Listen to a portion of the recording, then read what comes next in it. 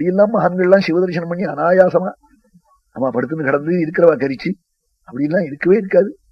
பகவான பஜிச்சா இங்க இல்ல அங்க இல்லை, ஒரு இடத்துலயும் துக்கம் இல்லை அவனுக்கு.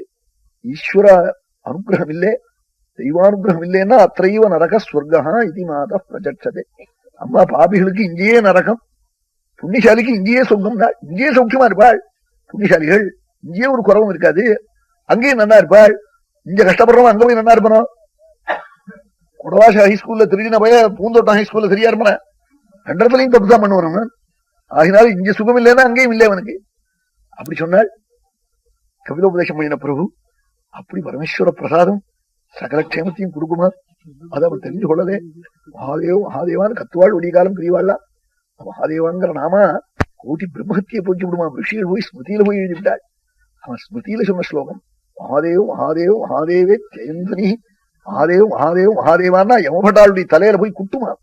அவன் நெடுங்குவாளாம் மகாதேவ சப்தம் இருக்கே, அந்த ஊருக்கு என்னவா நான் போறது. அத்தனை வசத்தி சிவபஜனம் சிவநாம சங்கீர்த்தனம். அப்படி மகான்கள்லாம் சிவாராதனம் பண்ணுவாள். வைஷ்ணவமான கிரந்தத்துல போய் சிவநாமாவனுடைய பெருமையே எத்தனை அழகா போய் சொல்லிவிட்டாள். ததஸ்வபர்த்து சரணாம்புஜாசவம் ஜகத்குரோ சிந்தயதீனசாபரம் ஜகல்ஷதேஹோ அதகல்மஷாசதி சத்ய பிரஜஜ்வால சமாதிஜாக்னியா. சிவாபச்சாரம் இருக்கும் சில குடும்பங்கள்ல. இதுக்கெல்லாம் மகாருத்ரம், சிவாராதனம், சிவதர்சனம், சிவபிரதிஷ்டை, சிவாலய ஜீவனோத்தாரணம், இதெல்லாம் தான் மார்க்கம். அப்படி சூரியன் நீச்சனா இருப்பான். அர்ப்பிஷ மாசத்துல பிறந்தவாளுக்கு சூரியன் நீச்சனா இருப்பான். அநேகமா அவளுக்கு நரம்புல தோஷம் இருக்கும், உடம்புல பலகீனம் இருக்கும், தலை சுத்தல் இருக்கும், இப்படி ஏதாவது சில தொந்தரவுகள் இருக்கும். அது ஏதாவது ஜென்மாந்தரத்திலேயாவது சிவாபச்சாரம் இருக்கும். நாம் என்னத்தை கண்டோம்.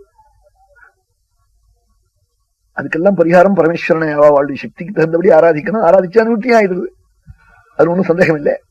அப்படி பரமேஸ்வரனுடைய பெருமை. உடனே அம்பாள் சரீரம் தீ பிடிச்சுன்னு எரிஞ்சுது. ஆகேதிவாத சுமகானபூது ஹந்த பிரியா தெய்வதமஸ்ய தேவி. உலகத்துக்கே தெய்வத்தமாச்சே இப்படிப்பட்ட தேவியே கோபம் வர முடியா பண்ணி சரீரத்தை அக்னியில தியாகம் யோகாக்னினாலே தக்தமாக முடியா பண்ணிவிட்டானேன்னு தட்சண வச்சாள். உடனே இதை நாரத சுவாமி போய் சொல்லிவிட்டாள். அம்பாள் சரீரத்தை ராட்சாயணி தியாகம் பண்ணிவிட்டாள்னு பரமேஸ்வரனிடத்துல. பரமேஸ்வரன் வீரபத்ரனை சிருஷ்டி பண்ணி அனுப்பிச்சு பூத கணங்களோட வந்து யஜ்ஞசாலையை அழிச்சு தட்சனுடைய தலையை கிள்ளி பூஷாவனுடைய பல்லெல்லாம் உடைச்சு இப்படி பலவிதமாய் யஜ்ஞசாலையில வந்து ஒரே அடியா சின்னாபின்னமாக அப்படி எல்லாம் பண்ணு. உடனே பிரம்மாதி தேவதைகள்லாம் பரமேஸ்வரனை போய் ஸ்தோத்திரம் பண்ணி யஜ்ஞசாலைக்கு அழிச்சுன்னு வந்து நாராயணன் வந்து சேர்ந்து பரமேஸ்வரனை நீங்க அனுகிரகம் பண்ணணும்னு சொல்லி தட்சனுக்கு மறுபடியும் அஜத்தனுடைய தலையை வச்சு அவனை உஜ்ஜீவிச்சு கிள்ளின தலையை மறுபடியும் பழைக்க முடியா பண்ணி உடனே நாராயணன் கூப்பிட்டு உபதேசம் பண்ணினாலாம். அவிவேக்கியானவன் நாம் வரே பரமேஸ்வரம் வரே பிரம்மா வரே நினைப்பாள். எப்படி ஒரு சரீரத்துல இருக்கிற அவயவங்கள் வேற இல்லையோ அவனே தானோ அது. அது மாதிரியா எங்க 3 பேர்களுக்குள்ள வந்து அஜ்ஞனா இருக்கிறவன் பேதத்தால பார்ப்பன். ஞானிகள் இப்படி பார்க்க மாட்டாள், இப்படி பார்க்காதீங்கோ, பார்த்தா தட்சணை போலதான். ஆகினாலும் இந்த துவேஷம் வேண்டாம்னு சாட்சாத் நாராயணன் உபதேசம் பண்ணி தட்சன் அதுல இருந்து சிவபக்தி அடைஞ்சு மகாட்சேமத்தை அடைஞ்சான்.